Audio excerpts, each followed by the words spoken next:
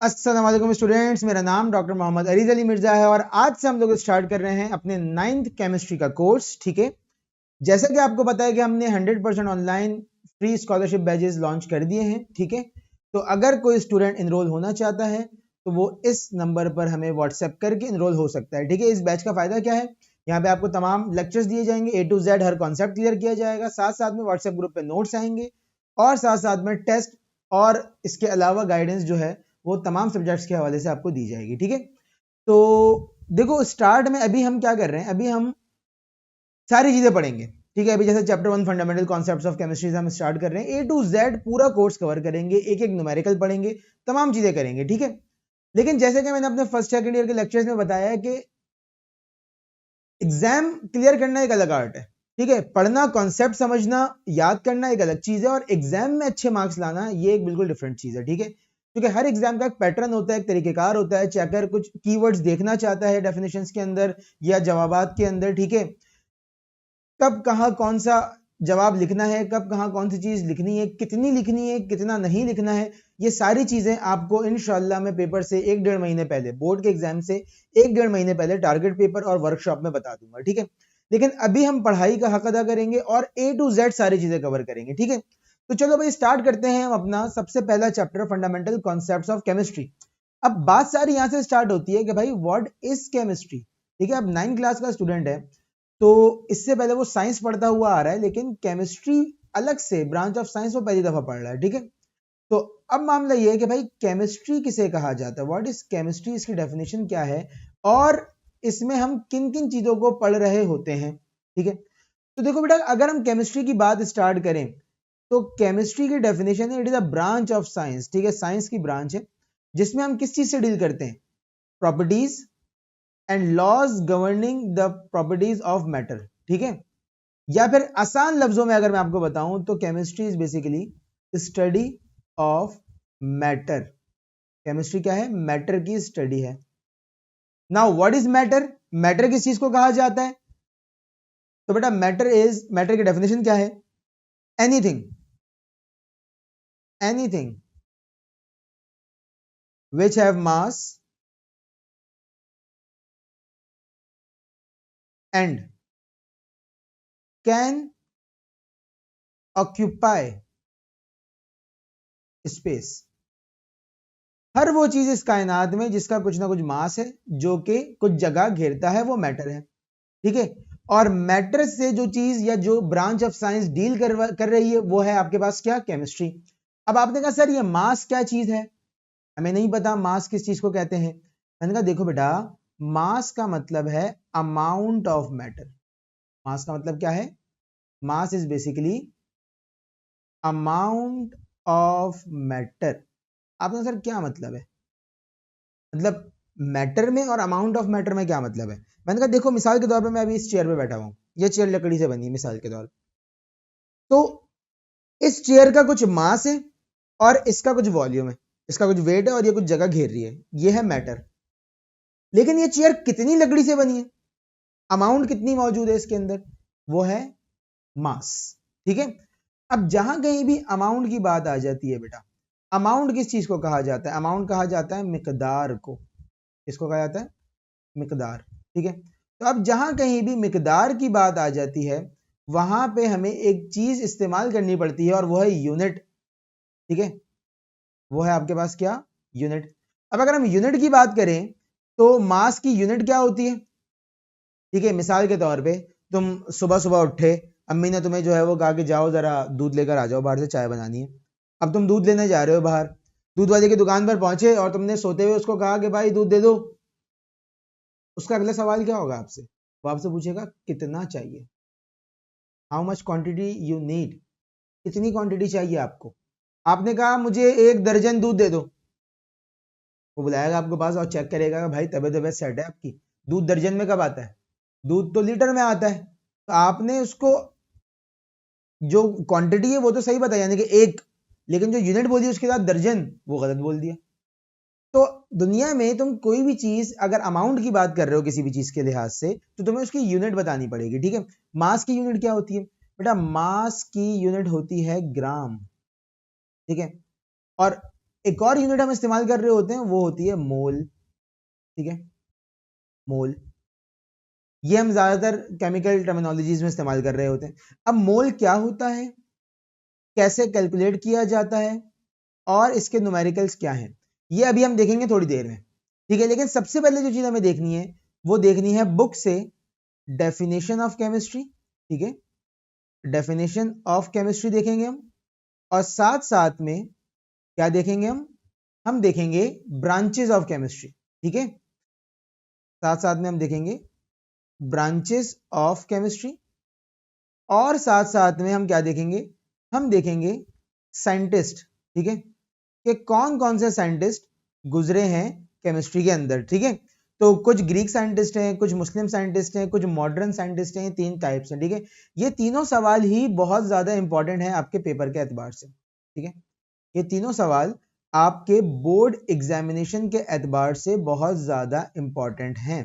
सही है भाई, ये पूछा जाता है। अगर आप 10 ईयर खोल के देखें तो आपको 10 ईयर में हर साल ये 3 सवाल नजर आएंगे लाजमी। ठीक है ना, तो आ जाओ अब जरा हम देखते हैं कि भाई केमिस्ट्री की डेफिनेशन क्या है। तो बेटा सबसे पहले तो अगर हम केमिस्ट्री की बात करें, ठीक है, तो chemistry is a branch of science which deals with the properties, composition and structure of matter. ठीक है, किस चीज से डील करती है, केमिस्ट्री डील करती है properties, composition and structure of matter से। Chemistry also deals with the changes involve in the matter. ठीक है, अब आपने कहा सर चेंजेस का क्या मतलब है, मैंने कहा मिसाल के तौर पे सोचो कि तुमने एक आइस क्यूब लिया, ठीक है, एक बर्फ का टुकड़ा, और तुमने उसको चूल्हे पे रख दिया। ठीक है, थोड़ी देर के बाद क्या होगा, ये सॉलिड है ना, आइस क्यूब क्या है, सॉलिड है, तुमने उसको चूल्हे पे रख दिया, ये किस चीज में कन्वर्ट हो जाएगा, ये लिक्विड में कन्वर्ट हो जाएगा। ठीक है, यानी कि वाटर बन जाएगा। फिर तुमने वाटर को चूल्हे पे रख दिया, अब ये वाटर है, ठीक है, यहां पर इसमें, और ये रखा हुआ है आपने स्टोव पे, चूल्हे पे, यहां से आप हीट दे रहे हैं इसको। तो कुछ टाइम बाद क्या होगा, ये वाटर स्टीम में कन्वर्ट हो जाएगा। किसमें कन्वर्ट हो जाएगा, स्टीम में। सही है, यहां से स्टीम निकलना स्टार्ट हो जाएगी। स्टीम क्या है, वाटर की गैसियस फॉर्म है। स्टीम वाटर ही होता है लेकिन गैस की शक्ल में होता है। ठीक है ना, तो ये जो चेंज आ रहा है ये किस चीज का चेंज है, यह है स्टेट का चेंज। किस चीज का चेंज है, स्टेट का चेंज। ठीक है, तो बेटा बात सारी यह है कि हमारे पास केमिस्ट्री में मिसाल के तौर पे एक चीज सॉलिड से लिक्विड बन रही है और लिक्विड से गैस बन रही है मिसाल के तौर पे। तो यहां पर क्या हो रहा है, यहां पर चेंज आ रहा है, और इस चेंज से भी कौन डील कर रहा होता है, केमिस्ट्री डील कर रही होती है। तो केमिस्ट्री एक साइंस की वो ब्रांच है जो कि प्रॉपर्टीज, कॉम्पोजिशन और स्ट्रक्चर ऑफ मैटर से डील करती है। मैटर के बारे में मैंने आपको बता दिया कि मैटर क्या चीज होती है।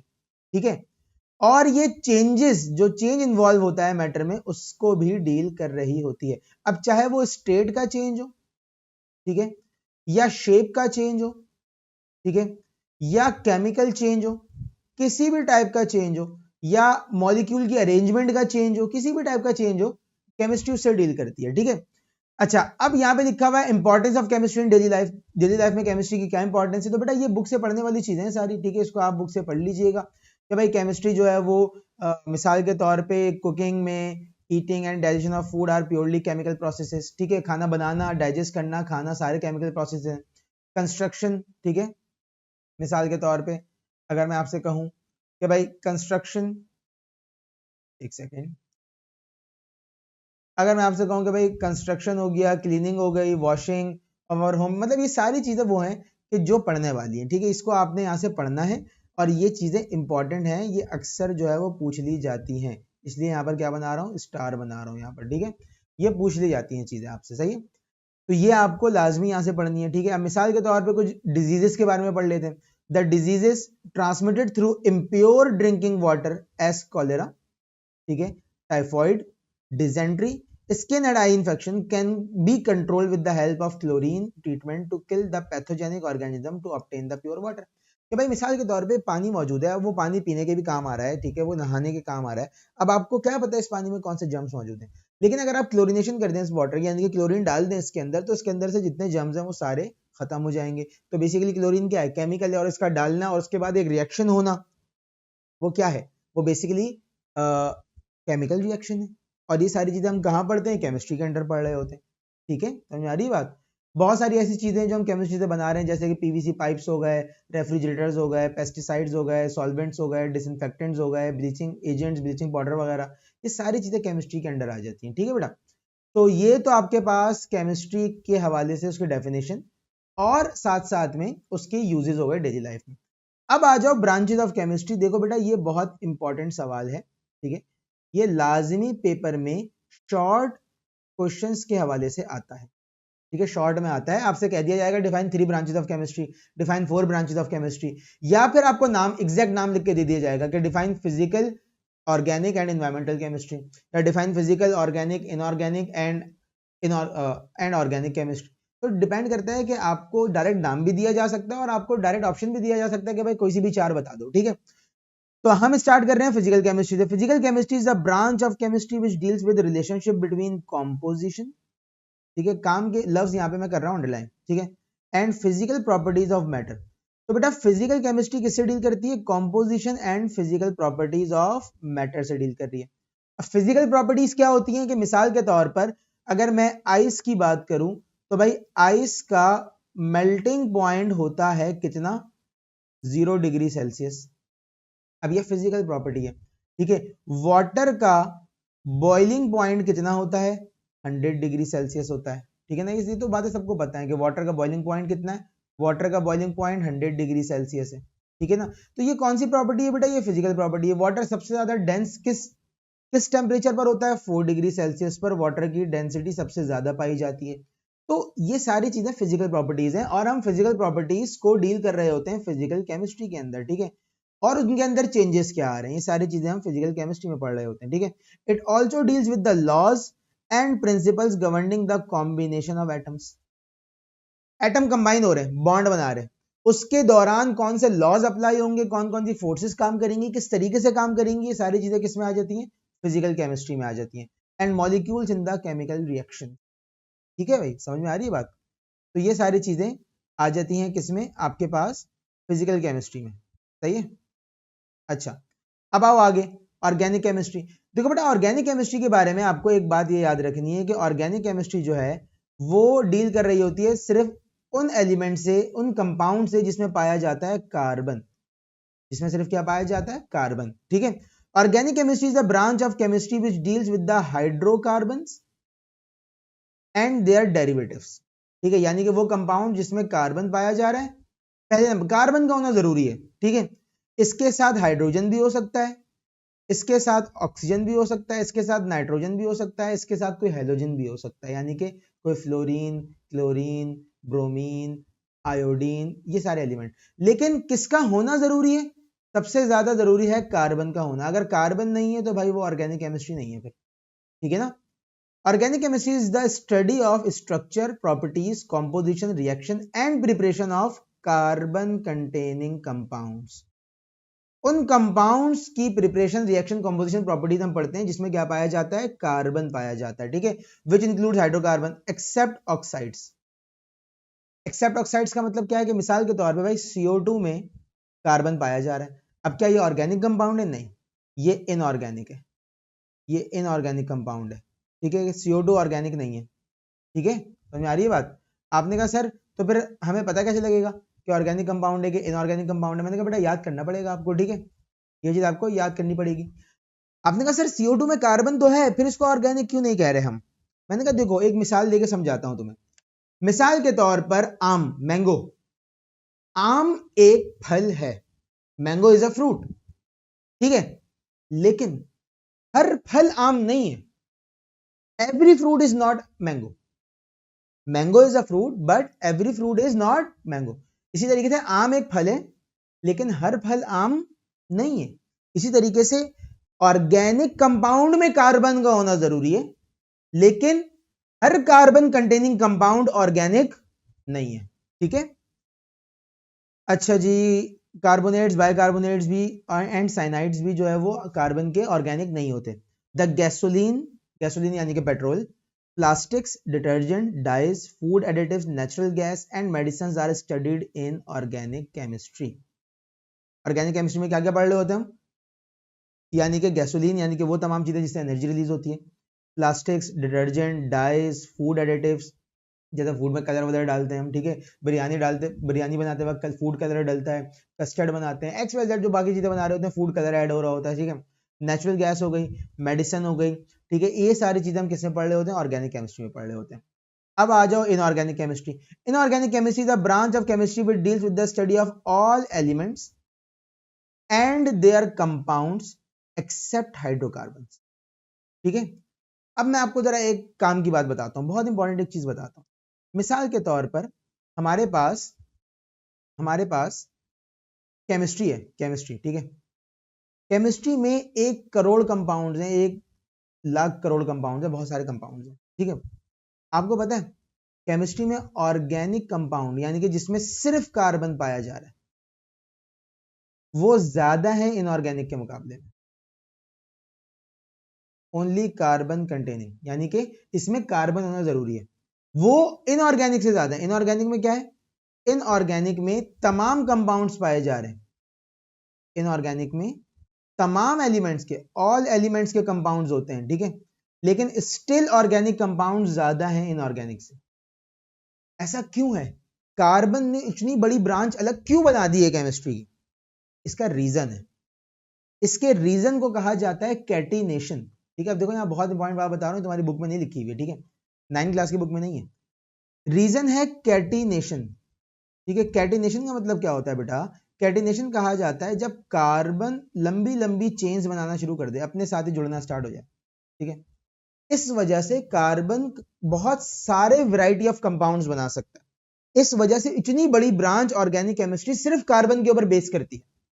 यानी कि आपका जो पीरियोडिक टेबल है, आगे मैं आपको पीरियोडिक टेबल के चैप्टर में पढ़ाऊंगा, वो आपका जो पीरियोडिक टेबल है उसमें 118 एलिमेंट है। कितने एलिमेंट है, 118, 118।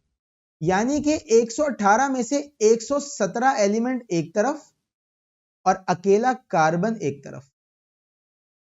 पूरी ब्रांच ऑफ केमिस्ट्री बना दी है इसने, पूरी ब्रांच अलग हो गई है इसकी, ठीक है ना।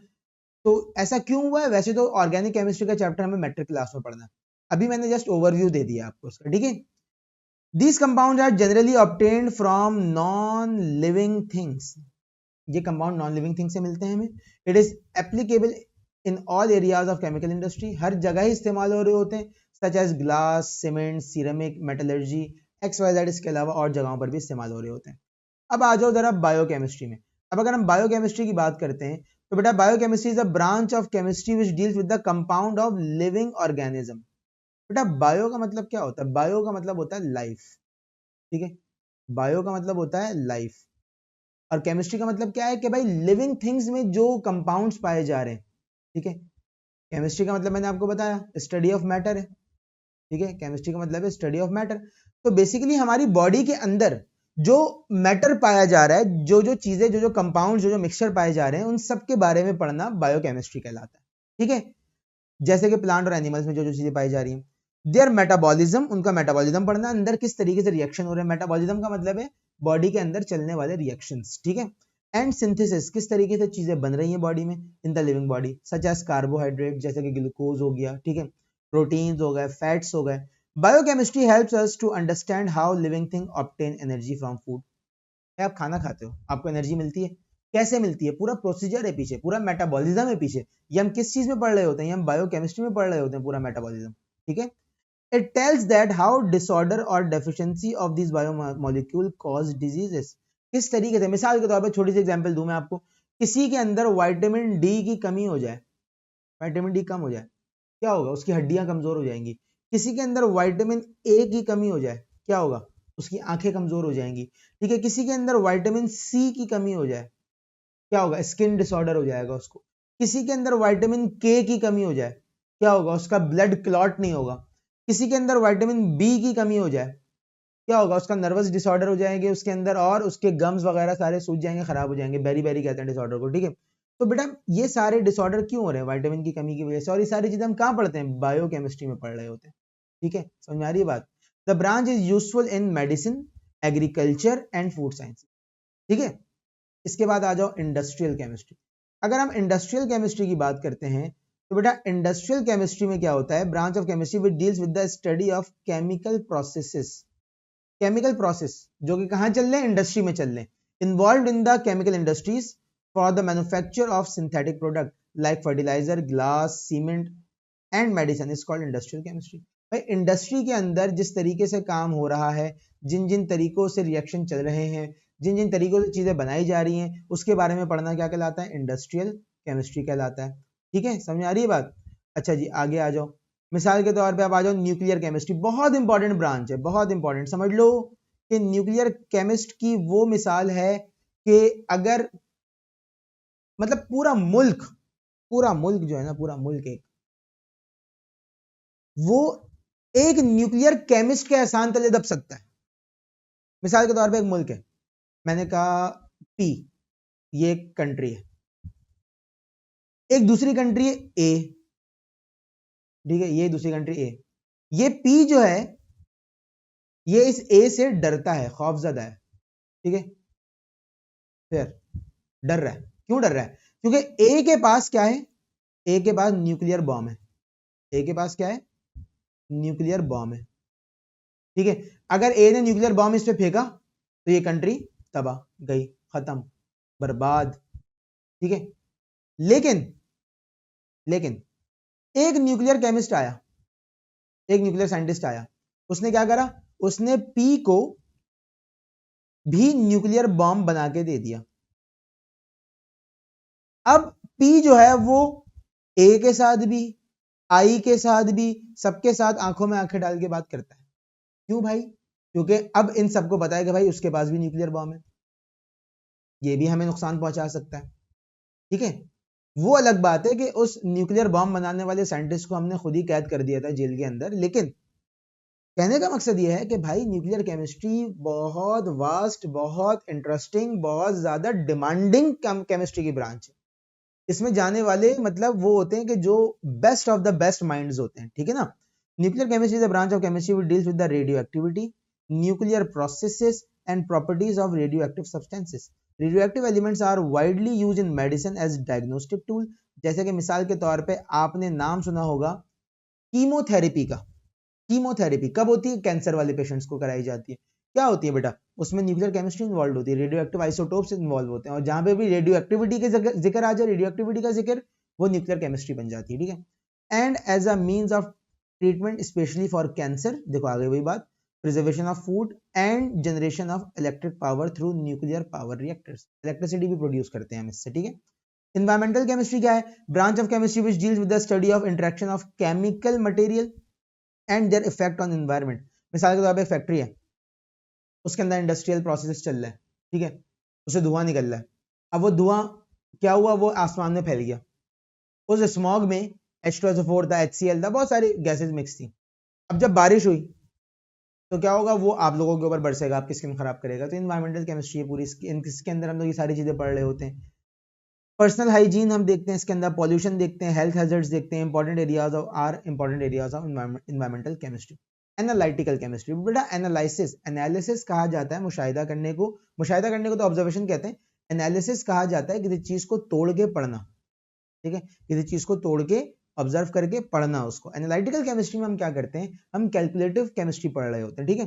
Analytical chemistry is a branch of chemistry which deals with the separation and analysis of kind, quality and quantity of various components.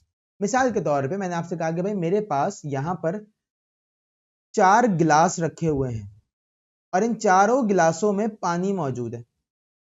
मैंने आपसे कहा है जरा इन चारों पानी के सैंपल्स को टेस्ट कर लो कि इन चारों में से सबसे ज्यादा प्योर कौन है। तो आप देखेंगे कि भाई इन चारों में से माइक्रो ऑर्गेनिज्म, कोई बैक्टीरिया तो नहीं पाया जा रहा है किसी गिलास में, कोई और मसला तो नहीं हो रहा, पीएच तो चेंज नहीं है, कोई एसिड तो नहीं गिरा हुआ, कोई बेस तो नहीं गिरा हुआ, क्या इसके अंदर कोई मसला तो नहीं आया हुआ। ये सारी चीजें हम किस में पढ़ते हैं? एनालिटिकल केमिस्ट्री में पढ़ते हैं। और एनालिसिस करने के बहुत सारे तरीकेकार होते हैं, केमिस्ट्री के बहुत सारे तरीकेकार है एनालिसिस करने के, ठीक है। जैसे कि उसमें तो क्रोमेटोग्राफी आ गया, इलेक्ट्रोफोरेसिस आ गया, स्पेक्ट्रोस्कोपी आ गया, ये सारी चीजें आगे चल के पढ़नी है हमें।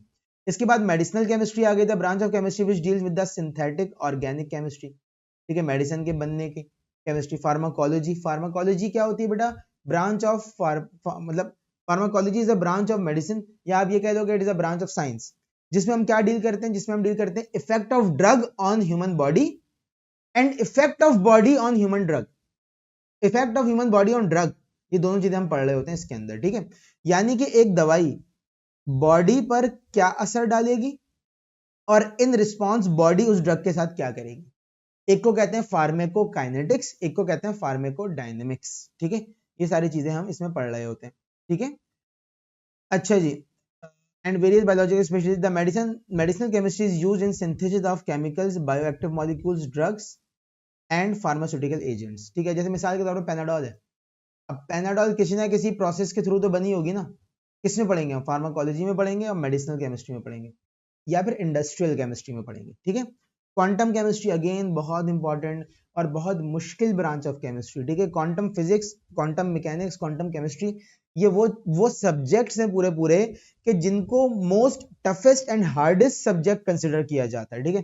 The branch of chemistry which deals with application, mechanics and experiment of physical models in chemical system, it is also called molecular quantum mechanics. आगे भी बात, क्वांटम मैकेनिक्स सबसे मुश्किल स्टडी है ये, ठीक है। Green chemistry, branch of chemistry which deals with the study of processes and designing products which are composed of less hazardous substance. मिसाल के तौर पे आजकल आपने रोडों पर हाइब्रिड कार्स चलती हुई देखी होंगी, हाइब्रिड कार्स जैसे कि प्रियस हो गई, एक्वा हो गई, ठीक है, हाइब्रिड कार्स। इसमें क्या होता है कि इसमें इलेक्ट्रिकल इंजन और गैसोलीन इंजन यानी कि पेट्रोल वाला इंजन, ठीक है, ये मिक्स हो जाता है और मिलाकर एक हाइब्रिड इंजन बनाया जाता है जो कि कम पॉल्यूशन फैलाता है। फिर अब तो मार्केट में इलेक्ट्रिकल कार्स आ गई हैं, आपको पता है कंपनी है टेस्ला जिसने ये चीजें स्टार्ट करी, क्या भेजना शुरू कर दी, ईवी कार्स, इलेक्ट्रिकल व्हीकल्स उसने बनाना शुरू कर दिए, ठीक है। वो तो पूरा बैटरी पे चलते हैं, यानी कि कोई चीज जली नहीं रही, इंजन है ही नहीं उसके अंदर, तो वो धुआं भी नहीं फेंकेगा, धुआं नहीं फेंकेगा पॉल्यूशन भी नहीं होगा, ठीक है। तो ये सारी चीजें हम कहाँ पढ़ रहे होते हैं, ग्रीन केमिस्ट्री में पढ़ रहे होते हैं। तो बेटा ये आपके पास सारी जो है वो ब्रांचेस ऑफ केमिस्ट्री थी, ठीक है। ये आपने अच्छे तरीके से पढ़नी है, याद करनी है चीजें, ये बहुत ज्यादा इंपॉर्टेंट है, ठीक है। अब आ जाओ जरा साइंटिस्ट वगैरह को देख लेते हैं कि हमारे पास कौन कौन से साइंटिस्ट हैं, उन्होंने क्या क्या काम करा था, ठीक है। हिस्टोरिकल बैकग्राउंड ऑफ केमिस्ट्री, सबसे पहले आ गया हमारे पास ग्रीक साइंटिस्ट। ग्रीक साइंटिस्ट वो है कि बेटा जो बीसी में आए थे, यानी कि बिफोर क्राइस्ट। बीसी का मतलब होता है बिफोर क्राइस्ट, यानी कि हजरत ईसा के पैदा होने से भी पहले का जमाना, ठीक है। जैसे कि अभी हमारे पास जो ईयर चल रहा है, मिसाल के तौर पे चल रहा है 2030 चल रहा है मिसाल के तौर पे। अब ये 2030 है, इसका मतलब है कि हजरत ईसा को आए हुए 2030 साल गुजर चुके हैं। एक जमाना हजरत ईसा से पहले का था, उसको कहते हैं बीसी, ठीक है। तो 384 से 322 बीसी के पीरियड में, ठीक है, कौन आया, एरिस्टोटल आया। अब आपने कहा है सर हमने तो जैसे ये पढ़ा हुआ है कि जैसे कि मिसाल के तौर पे पाकिस्तान 1947 में आज़ाद हुआ, उसके बाद कायदे आज़म का इंतकाल 1948 में हुआ, ठीक है। अब जैसे कायदे आज़म की अगर बात करें तो कायदे आज़म 1876 में पैदा हुए थे, ठीक है। कायदे आज़म 1876 में पैदा हुए और 1948 में उनका इंतकाल हुआ, अल्लाह उनको जन्नत नसीब करे, ठीक है। अब आपने कहा सर हमने तो ये पढ़ा है कि ये देखिए 1876 छोटी वैल्यू है और 1948 बड़ी वैल्यू है, यहां पर ये क्या लिखा हुआ है 384 से 322, इसका मतलब क्या है। मैंने कहा बेटा देखो यहां पर सीन ये है कि यह है 0, इसके बाद आया 1 2 और अभी चल रहा है क्या, कौन सा ईयर, मिसाल के तौर पर अभी 2025 चल रहा है, मिसाल के तौर पर 2025 चल रहा है मिसाल के तौर। तो ये आप 0 से आगे बढ़ रहे हो डेट को लेके। यहाँ पे हजरत ईसा आए थे, यहाँ पे हजरत ईसा को क्राइस्ट कहा जाता है, ठीक है। यहाँ पे क्राइस्ट आए थे ईसा, ठीक है। इससे पहले का जो दौर था वो कम होता हुआ आ रहा था, ठीक है। 0 से पहले का क्या है कि भाई हजरत ईसा से 384 साल पहले से लेकर हजरत ईसा से 322 साल पहले तक ये जिया बंदा, एरिस्टोटल, अरस्तु कहते हैं उर्दू में, ये उसकी एज है। यानी कि हजरत ईसा के आने से 384 साल पहले पैदा हुआ और हजरत ईसा के आने से 322 साल पहले मर गया। तो ये है आपके पास इसकी डेट ऑफ बर्थ की ये कहानी, ठीक है। इसने क्या करा था भाई, propose idea of a substance as a combination of matter, कि भाई मैटर जो है वो सब्सटेंस जो है वो मैटर के कॉम्बिनेशन से मिलके बना है। And form describe theory of 4 element that is fire, water, earth, air. Greek scientist था प्लेटो, ठीक है। इन्होंने क्या करा था, propose term element, as composition of organic and inorganic bodies with particular shape, Greek थे ये भी, ठीक है। इसके बाद डेमोक्रिटस, ठीक है, इन्होंने क्या करा था, propose the idea of atom and invisible particle of matter, ये भी ग्रीक थे। जाबिर इब्न हयान, यहां से स्टार्ट हुए हैं बेटा मुस्लिम साइंटिस्ट, यहां से स्टार्ट हुए हैं मुस्लिम साइंटिस्ट, और ये सवाल एग्जाम में आता है। Define contribution of any 3 Muslim scientist in chemistry, अब तुम्हें बताने होंगे। जाबिर इब्न हयान ने क्या करा था, इन्वेंटेड एक्सपेरिमेंटल मेथड, अब देखो ये एडी में है, आफ्टर डेथ, एडी का मतलब होता है आफ्टर डेथ, ठीक है, आफ्टर डेथ ऑफ क्राइस्ट।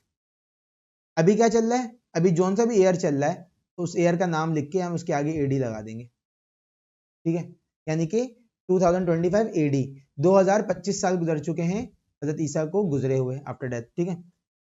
अच्छा, 721 से 803 के दरमियान जाबिर इब्न हयान जो है वो हयात थे, और इन्होंने क्या करा, invented experimental method of Muslim nitric acid, hydrochloric acid and white lead, extraction of metal from their ores and dyeing cloths. ओर किसको कहा जाता है बेटा, ओर कहा जाता है जमीन से जिस शक्ल में धात या मेटल निकलता है उसको ओर कहते हैं, ठीक है।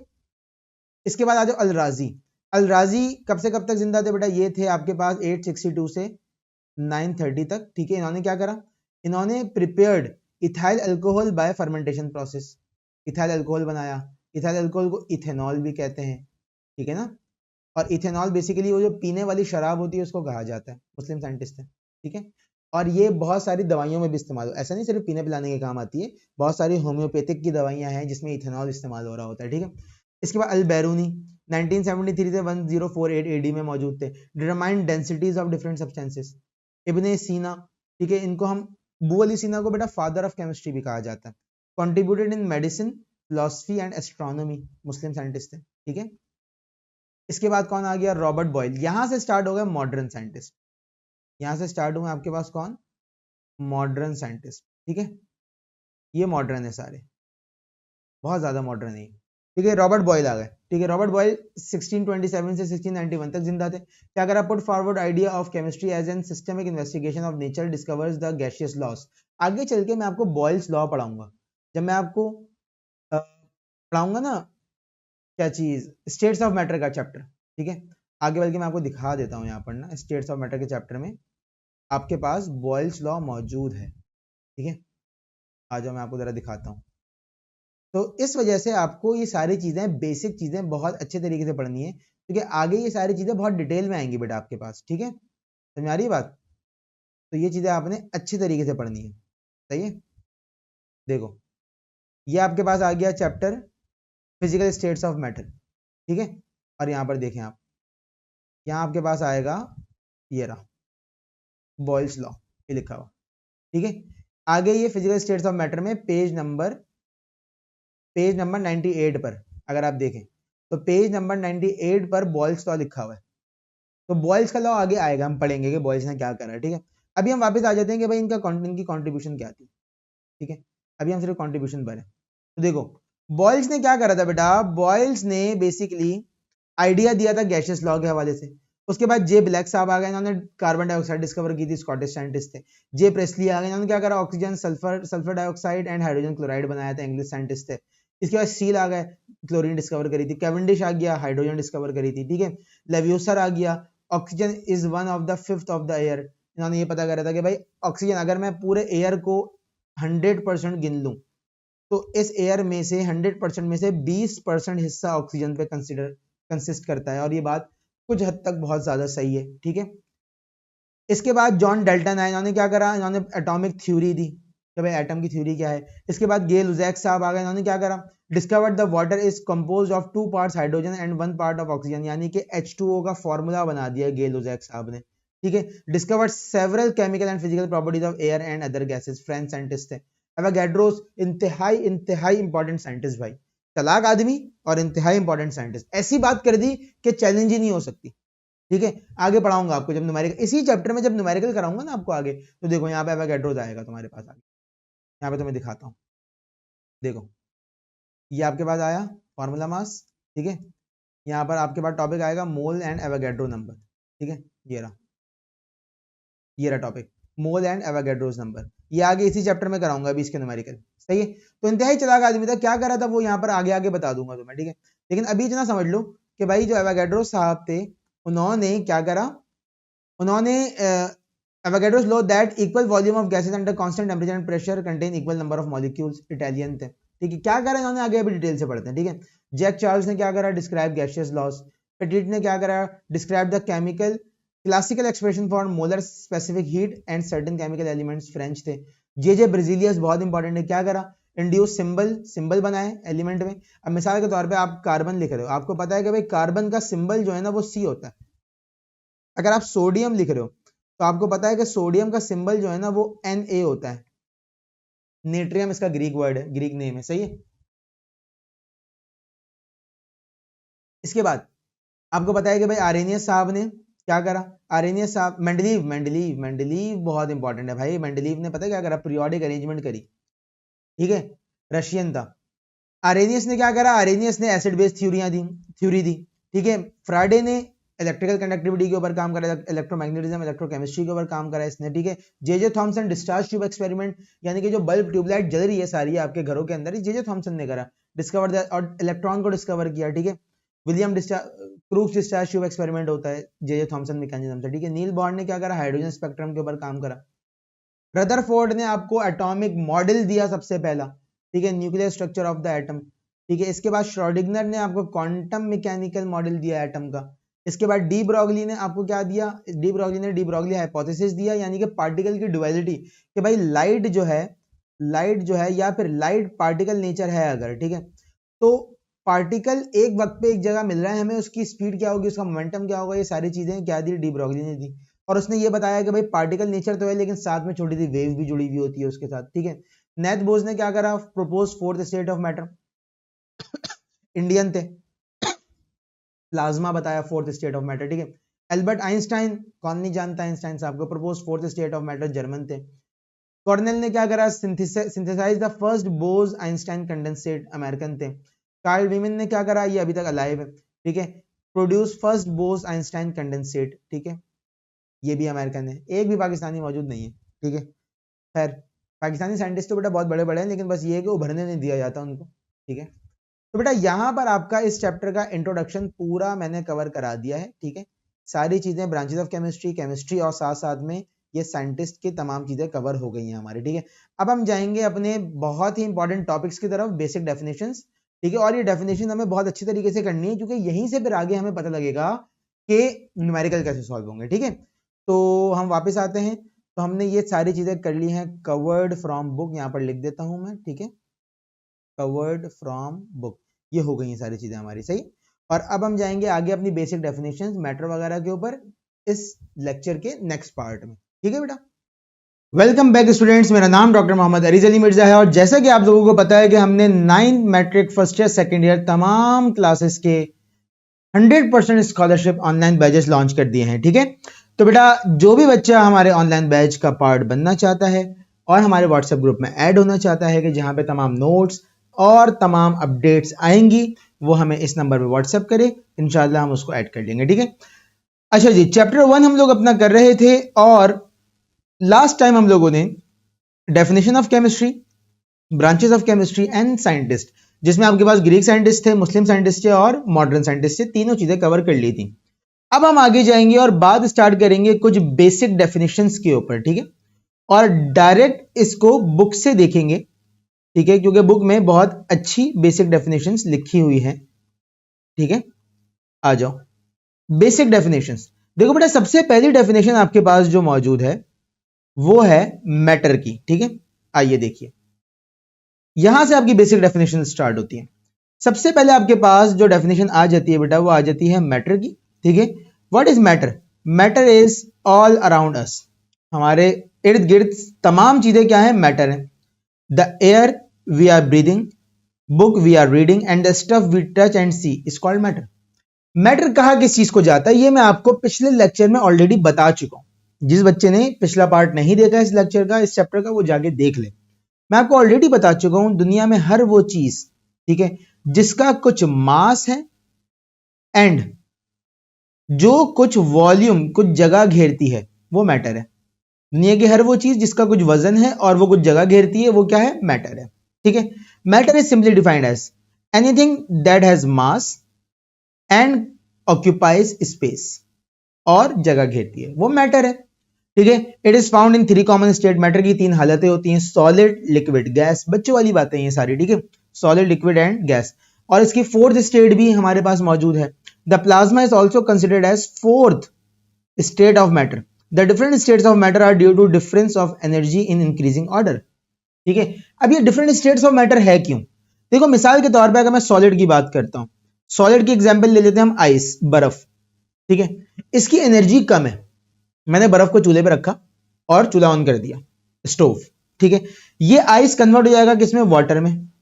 ठीक है, और फिर वाटर अगर चूल्हे पे रखा रहा तो ये कन्वर्ट हो जाएगा स्टीम में, भाप में। ठीक है ना, स्टीम में। तो बेटा आइस सॉलिड है, वाटर लिक्विड है, और स्टीम गैस है। तो बेसिकली कहने का मकसद क्या है? कहने का मकसद ये है कि आइस से ज्यादा एनर्जी वाटर की और वाटर से ज्यादा एनर्जी स्टीम की। ठीक है, और इन एनर्जीज में फर्क क्यों आ रहा है ये हम चल के पढ़ेंगे जब हम स्टार्ट करेंगे अपना चैप्टर स्टेट्स ऑफ मैटर। सही है, अब आ जाओ आगे। नेक्स्ट डेफिनेशन हमारी क्या है? देखो, ये चार्ट जो बना हुआ है ना, ये इंपॉर्टेंट है। मैटर जो है बेटा वो डिवाइड होता है 2 चीजों में। पहला है सब्सटेंस, दूसरा है मिक्सचर ऑफ सब्सटेंस। ठीक है, सब्सटेंस वो है जो कि होमोजीनस है, जिसमें कोई मिलावट मौजूद नहीं है। ठीक है, अब वो सब्सटेंस एलिमेंट हो सकता है, कंपाउंड हो सकता है। मिसाल के तौर पर मैंने कहा कार्बन। कार्बन क्या है? कार्बन एलिमेंट है। ठीक है, अब कार्बन के अंदर आप किसी और चीज की मिलावट नहीं कर सकते इसके एटम के अंदर। ठीक है, अच्छा, कंपाउंड क्या है? मिसाल के तौर पर मैंने कहा CO2, कार्बन डाइऑक्साइड। इसके अंदर मिलावट नहीं हो सकती और किसी चीज की। लेकिन अगर मैं कार्बन डाइऑक्साइड में अमोनिया गैस मिक्स कर दूं तो ये क्या बन जाएगा? ये मिक्सचर बन जाएगा। ठीक है, ये क्या बन जाएगा? मिक्सचर बन जाएगा। अब मिक्सचर 2 तरीके के, एक को होमोजीनस कहा जाता है, एक को हेट्रोजीनस कहा जाता है। आगे चल के देखते हैं इस चीज को। अब आ जाओ एटम। एटम की डेफिनेशन बचपन से पढ़ते हुए आ रहे हैं हम। Atom is smallest and simplest particle of matter. Smallest particle of matter is called atom. ठीक है ना, तो हमने कहा matter is made up of smallest particles which are known as atom. Atom are the basic unit of matter and defined structure of element. Basic unit है, यानी कि दुनिया में जितना भी मैटर पाया जा रहा है, एक्स वाई जेड, आगे पीछे नजर घुमाओ, जो भी चीज मिल रही है वो सब मैटर है। और मैटर का सबसे छोटा यूनिट कौन है? एटम है। एटम किस चीज से मिलकर बनता है? सब एटॉमिक पार्टिकल से। किस चीज से मिलकर बनता है? सब एटॉमिक पार्टिकल। एटम बनता है सब एटॉमिक पार्टिकल से। और सब एटॉमिक पार्टिकल जो है वो 3 टाइप के हैं, इलेक्ट्रॉन, प्रोटॉन, न्यूट्रॉन। प्रोटॉन और न्यूट्रॉन न्यूक्लियस में पाए जाते हैं एटम के, और इलेक्ट्रॉन रिवॉल्व कर रहा होता है। देखो इस तरीके से, न्यूक्लियस है, यहां पे पाया जा रहा है प्रोटॉन एंड न्यूट्रॉन, और यहां पे इलेक्ट्रॉन ऐसे करके इसके अराउंड क्या कर रहा है? रिवॉल्व कर रहा है। इलेक्ट्रॉन पे नेगेटिव चार्ज है, प्रोटॉन पे पॉजिटिव चार्ज है। ठीक है, now it discovered that atom are made up of 3 particles, proton, neutron and electron. Atom are composed of even smaller particle. ठीक है, जैसे ये फिगर के अंदर बनाया है। ठीक है, अब देखो जो पॉजिटिव पार्टिकल है वो सिर्फ दरमियान में मौजूद है यहाँ पर। ठीक है, जो प्रोटॉन और न्यूट्रॉन है, और नेगेटिव चार्जेस जो इलेक्ट्रॉन है वो यहाँ पे रिवॉल्व कर रहे हैं, ऐसे करके गोल गोल गोल गोल घूम रहे हैं। ठीक है ना, सही है। अब आ जाओ मॉलिक्यूल। What is molecule? जब एटम कंबाइन हो जाता है तो मॉलिक्यूल बन जाता है। मिसाल के तौर पे ये कार्बन का एटम था, ये कंबाइन हो गया ऑक्सीजन के एटम के साथ, तो क्या बना देगा? ये बना देगा कार्बन मोनोऑक्साइड गैस। ठीक है, ये क्या है? ये मॉलिक्यूल है। Molecule is basically combination of atom. Atom combine हो जाते हैं तो मॉलिक्यूल बन जाता है। ठीक है, a molecule is the smallest particle in a chemical element or compound that has the chemical properties of that element or compound. Molecules are made up of atoms that are held together by chemical bonds. ये असल line है, molecule are made up of atoms that are held together. Molecule atom से बन रहा है और वो atom एक दूसरे के साथ जुड़े हुए हैं। ठीक है, these bond form as a result of the sharing of exchange of electron among atoms. आपने कहा सर क्यों बन रहा है बॉन्ड, क्या वजह है और कैसे बन रहा है? मैंने कहा देखो भाई, एटम से मॉलिक्यूल बनने का जो रास्ता है उस दौरान यहां पर इलेक्ट्रॉन की लेन देन हो रही होती है। ठीक है, इलेक्ट्रॉन की लेन देन हो रही होती है। आपने कहा सर क्यों, इलेक्ट्रॉन की लेन देन क्यों होती है? मैंने कहा देखो, ये चीज समझने के लिए ना हमें पीरियोडिक टेबल समझना पड़ेगा। ठीक है, अब मैं जरा पीरियोडिक टेबल पे आ जाता हूं। बुक के अंदर पेज नंबर 59 पे आपके पास बना हुआ है पीरियोडिक टेबल, ये रहा। ठीक है, अब ये लैंडस्केप मोड पर आ गया। ठीक है, लेकिन हम इसको सीधा कर लेते हैं।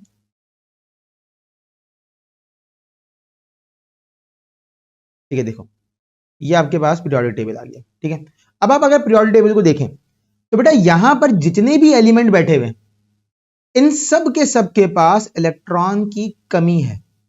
ठीक है, वैलेंस शेल में, लास्ट शेल में इन सब के पास इलेक्ट्रॉन की कमी है। ठीक है ना, वैलेंस शेल में इलेक्ट्रॉन कितने होने चाहिए बेटा? वैलेंस शेल में इलेक्ट्रॉन होने चाहिए हैं 8। ठीक है, 8 इलेक्ट्रॉन होने चाहिए। मैं अभी आपको जस्ट बहुत ही बेसिक चीज समझा रहा हूं ताकि आपको समझ में आ जाए। ये जो लास्ट ग्रुप है ना आपका वैलेंस शेल, ये लास्ट ग्रुप, ये जो लास्ट आपके पास 8A ग्रुप है, इसका वैलेंस शेल कंप्लीट है, इसके पास 8 के 8 इलेक्ट्रॉन है। अब ये जितने एलिमेंट है ना यहां से लेके यहां तक के सारे, ये सब के सब किसकी तरह बनना चाहते हैं? इसकी तरह बनना चाहते हैं, ग्रुप 8A की तरह। क्यों? क्योंकि 8A का वैलेंस शेल क्या है? वैलेंस शेल 8A का कंप्लीट है, तो ये सब के सब इसकी तरह बनना चाहते हैं। तो अब इसकी तरह बनने के लिए ये क्या करते हैं? ये या तो इलेक्ट्रॉन देते हैं किसी को अपना, या किसी से इलेक्ट्रॉन ले लेते हैं, या शेयरिंग कर लेते हैं। 3 तरीके से बॉन्ड बनता है, या तो गेन ऑफ इलेक्ट्रॉन से बनेगा, किसी एक एटम ने इलेक्ट्रॉन गेन करा, या फिर लॉस ऑफ इलेक्ट्रॉन से बनेगा, या तो किसी ने लॉस ऑफ इलेक्ट्रॉन कर दिया, या फिर शेयरिंग ऑफ इलेक्ट्रॉन से बनेगा कि इलेक्ट्रॉन क्या कर लिए? शेयर कर लिए। थोड़ी देर के लिए तुम रख लो, थोड़ी देर के लिए मैं रख लेता हूं, दोनों स्टेबल हो जाएंगे। ठीक है, समझ में आ रही है बात? अब आ जाते हैं वापस, जहां पर हम थे। अच्छा जी, अब देखिए,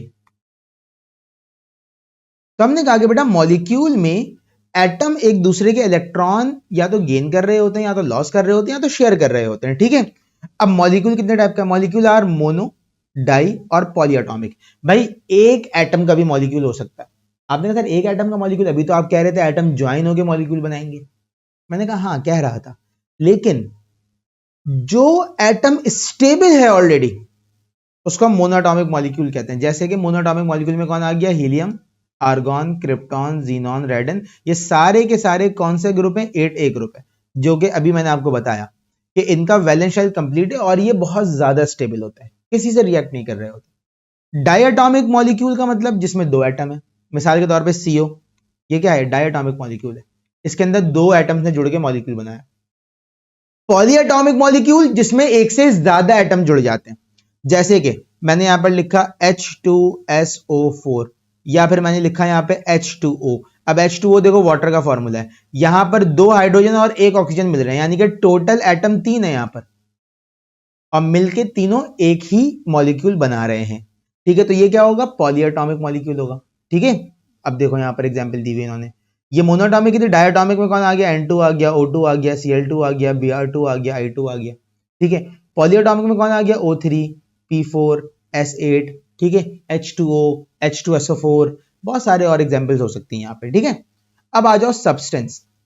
देखो बेटा सब्सटेंस को कहा जाता है प्योर फॉर्म ऑफ एलिमेंट या प्योर फॉर्म ऑफ मैटर। ठीक है, a piece of matter in pure form is termed as substance.